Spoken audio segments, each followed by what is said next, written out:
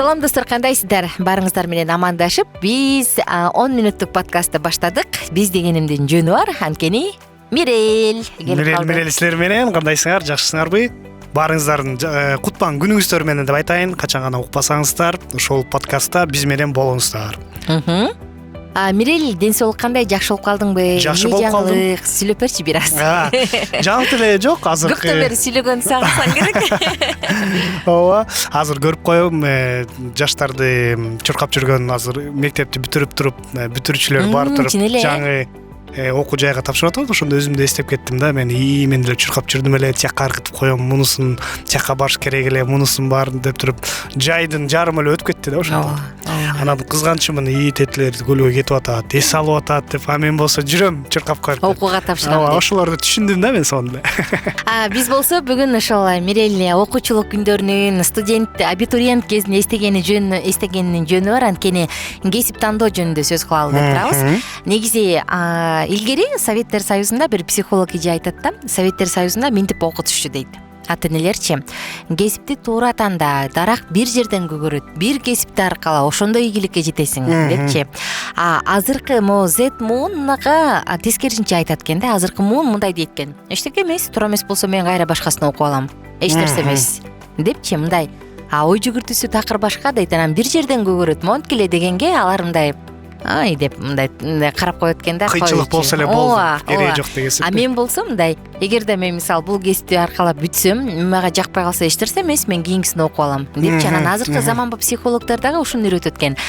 Кесипти туура эмес тандап калсаң, анда мондай кыл деп.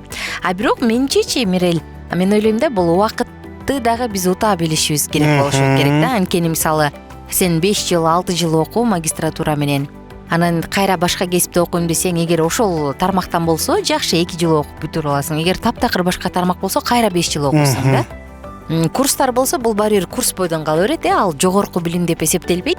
Ошондуктан мен ойлоп коем, баягы башынан баштап өзүң кызыккан тармакты тандаш керек окшойт да. Кесип болбосо дагы тармакты туура тандаш керек го деп. Анан мен дагы бир нерсени ойлонуп кеттим, мен өзүмдү эстеп кеттим дагы. Өзүм тапшыраарда мен отуруп, мен 11 класска чейин окудум. 11-де 9-дан кеткен жокмун. 9-дан көп досторум кетип калган. Ар кандай орто кесипке барып эле окуп, профессия алып, ошо менен иштеп, анан кайра тапшырып жүрүшкөн да.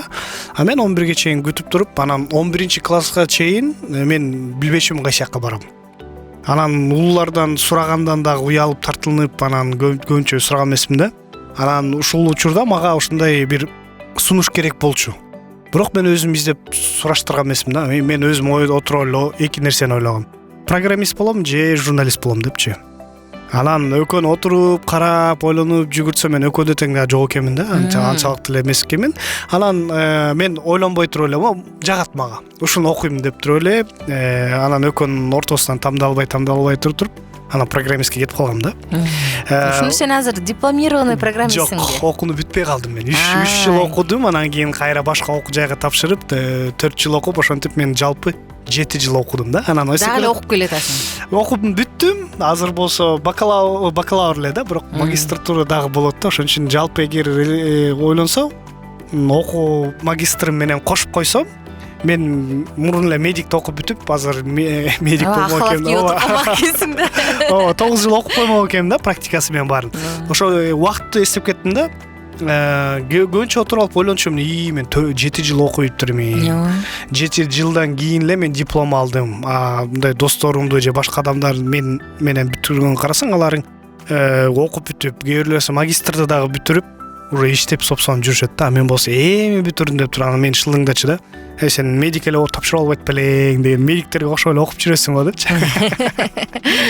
Бирок чынында убакытты дагы өзү караш керек. Кээ бирлерге азыркы, өзгөчө азыркы убакытта убакыт бул өтө кыска болуп атат. Кыска болуп атат, бат өтүп кетип атат. Ошон үчүн ойлонуш керек экен да. Сага керекпи көп окуган? Анан кайсы окуу жай? Же убакыт коротпой мындай окууну эртерээк бүтүрүп аласыңбы 9-дан кийин депчи. Чындыгындачы ошол кесип, жумуш деген аябай мындай көңүл буруш керек деп ойлойм да. Анткени биздин жашообуздун 3/4 бөлүгү ошол жумушта өтөт. Мисалы 8 саат уктайсың, 8 саат иштейсиң, 8 сааты сенде үй жумуштары, аны мунуга, жолго кетет да. Ошентип биздин жашообуздун мындай орой айтканда 1/3 бөлүгү жумушта кетет элестет. Эгерде сен өзүңө жакпаган кесипти аркалап алсаң, анда сен 8 саат кыйналмай да сен үчүнчү уктаган учуруң эле жыргал, калган учуруң баары кыйналмалуу болуп калат да. Ошондуктан бирок азыркы эме убакыт кичине мурун болсо мындай эмес беле, юрист, анан кайсы экономист, анан медик ошондо. Мугалим дагы. Ошого көп барчу эмес беле. Анткени болсо көрүп турат, бул жакта перспектива бар, жумуш бар деп туруп барышат. Анан ойлосоң бирок ошонун жарымы бул нерсени жактырбай эле окуп бүтүрүп эптеп акча иштейм дегендер болот. Албетте ал жагында караш керек, анткени айтылгандай эле биз өмүрүбүздүн толугу менен негизи иштейбиз. Анан ошол кесипти туура тандап алсаң, анда сен өмүр бою бактылуу болуп иштеп, анан өзүңө жага турган, анан ошо менен акча табасың. Ооба. Бизде окуп жаткан абитуриенттер бар болсо, эгер кесип тандай албай турсаңыз, анда өзүңүз эмнеге кызыгасыз талдаңыз, жөндөмдүүлүгүңүздү, икемдүүлүгүңүздү жана алыңыз эмнеге жетет ошону байкаңыз. Андан кийин кайсы кесип талап кылынып атат? Бул жумуштун өзгөчөлүгү эмнеде? Ишке орношууда мүмкүнчүлүк барбы? Айлыгы кандай? Ошого да көңүл бургула дейт. Сүйөм болду эмес да, айлыгы да. Окуп үйрөнгөн кесиптик шыгыңды өзүңдүн мүмкүнчүлүктөрүң менен салыштыр, ата-энең, окуучуларың, досторуң менен кеңеш, өзүңдүн көңүлүңө көбүрөөк жаккан кесипти танда, анан кошумчада вариант бул 3 кесипке чейин ала жүр да. Эгер бул кесиптерди да өздөштүрүп кетүүгө мүмкүнчүлүк болсо, сиз кызыккан тармакта, анда бул жакшы дейт. Көбүнчө ушул кесип тандоо деген бул өтө биринчи, мындай кандай десем, жаштык кездин эң биринчи чоң кадамы болуш керек. Анан үйлөнүү, анан кийин эмесин баарын кылуу. Ошол эң биринчи адамдын жашоосунда чоң кадам.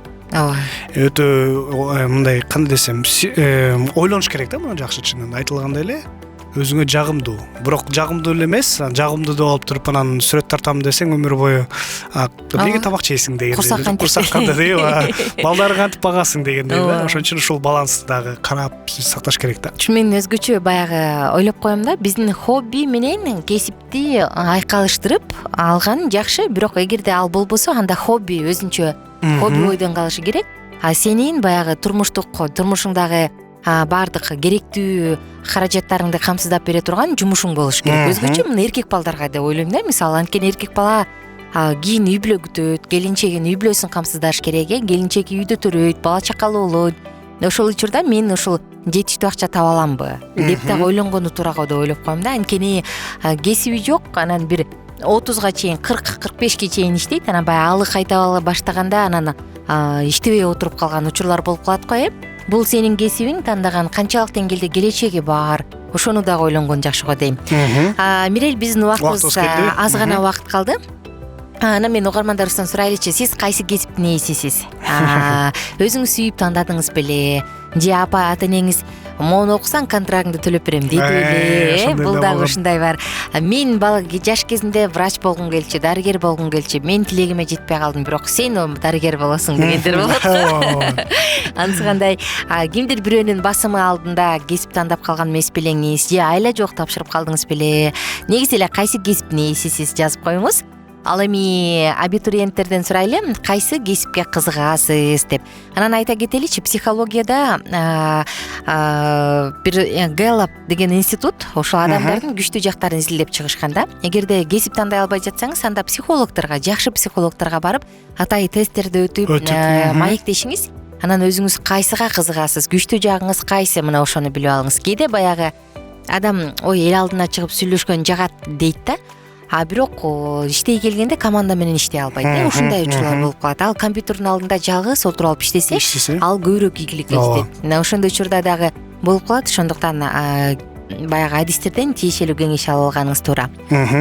Кандай эсе коштошолу, кийинки подкасттарда кайда угушабыз, биз менен байланышта болуп туруңуздар. Жана Алкитап Чекит медиа сайтына катталганды унутпаңыз. +1 301 760 60 70 сандары дагы WhatsApp номерубуз, кызматта жазыңыз, сурооңузду жөнөтүңүз, сунушуңузду айтыңыз. Саламатта тургула.